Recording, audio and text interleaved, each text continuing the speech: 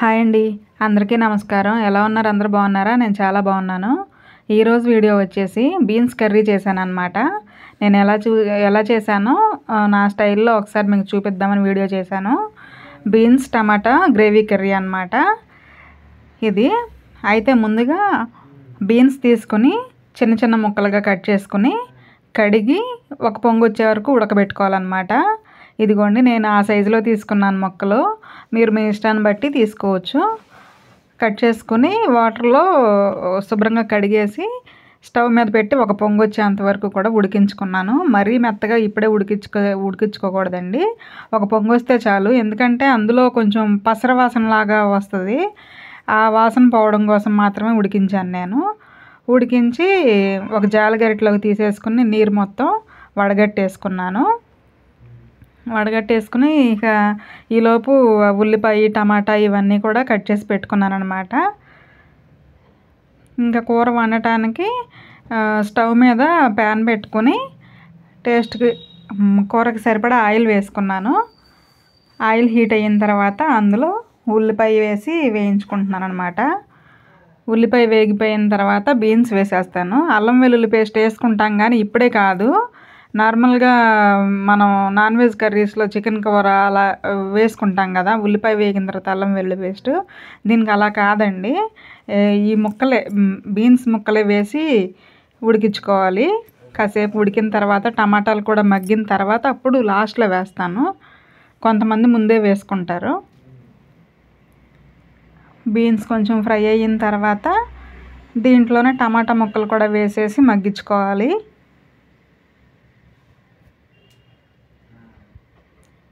ఈ బీన్స్ అయితే మాత్రం ఆరోగ్యానికి చాలా మంచిదండి. అప్పుడప్పుడు తింటూ ఉండాలి. ఇలాంటి హెల్తీ ఫుడ్ అంటే నేనైతే చాలా తక్కువే తింటాను.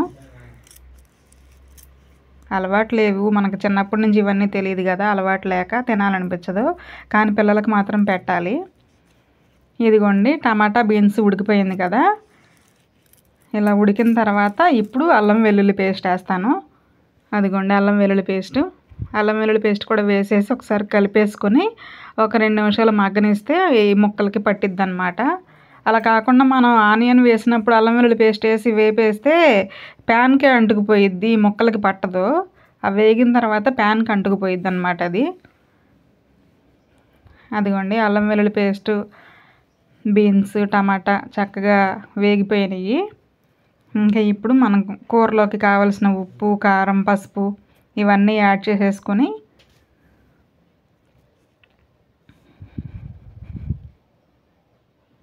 అదిగోండి టేస్ట్కి సరిపడా ఉప్పు, తర్వాత పసుపు ఒక అర స్పూను, ఒక అర స్పూన్ పసుపు వేసుకున్నాను. ఒక 2 స్పూన్లు కారం కూడా వేసుకుంటా.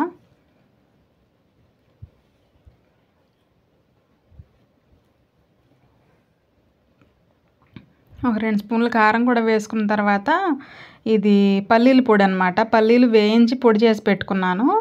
మనకి గ్రేవీ కోసం ఇది టేస్ట్ బాగుంటుందని చెప్పేసి పల్లీల పొడి వేసుకుంటున్నాను నేను. కొంతమంది ఇక్కడ నువ్వుల పొడి కూడా వేసుకుంటారు, అలా కూడా వేసుకోవచ్చు, అది కూడా మంచిదే హెల్త్కి. నా దగ్గర ప్రస్తుతం ఇవి ఉన్నాయి కాబట్టి నేను పల్లీల పొడి వేసాను అనమాట. వేయించి పొడి చేసుకున్నాం.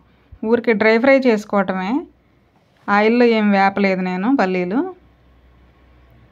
ఇదిగోండి ఇవి ఒకసారి శుభ్రంగా కలిపేసుకొని ముక్కలకు పట్టేటట్టుగా కలిపేసుకొని మన గ్రేవీకి సరిపడా వాటర్ వేసేసుకోవాలి. వాటర్ వేసి ఉడికించుకోవాలి.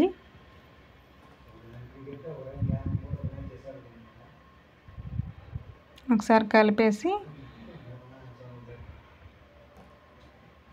వాటర్ కొద్దిగానే పోసాను, ఇంకొంచెం యాడ్ చేసుకుంటాను నేను.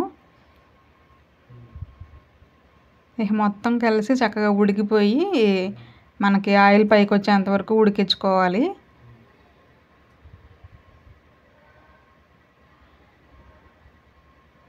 టేస్ట్ అయితే చాలా బాగుందండి.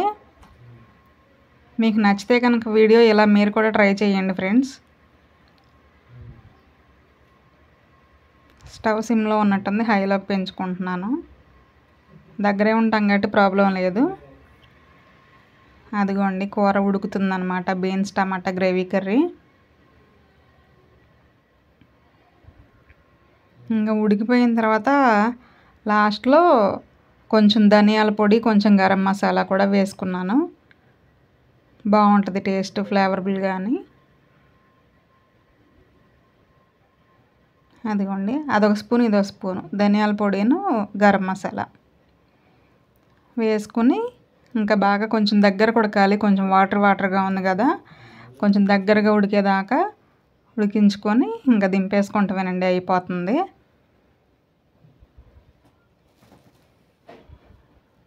అదిగోండి, చూశారు కదా ఎంత బాగా వచ్చిందో కర్రీ. ఇంతే అన్నమాట వీడియో. ఇలా ఆయిల్ వాటర్ అంతా ఎగిరిపోయి ఆయిల్ పైకి వచ్చేంతవరకు కూడా కర్రీ ఉడికించుకుంటే బాగుంటుందండి కూర అనేది. అదిగోండి, కర్రీ అయితే రెడీ అయిపోయింది, beans tomato gravy curry. Thank you for watching friends. Like చేసి సబ్స్క్రైబ్ చేసుకోండి ఫ్రెండ్స్.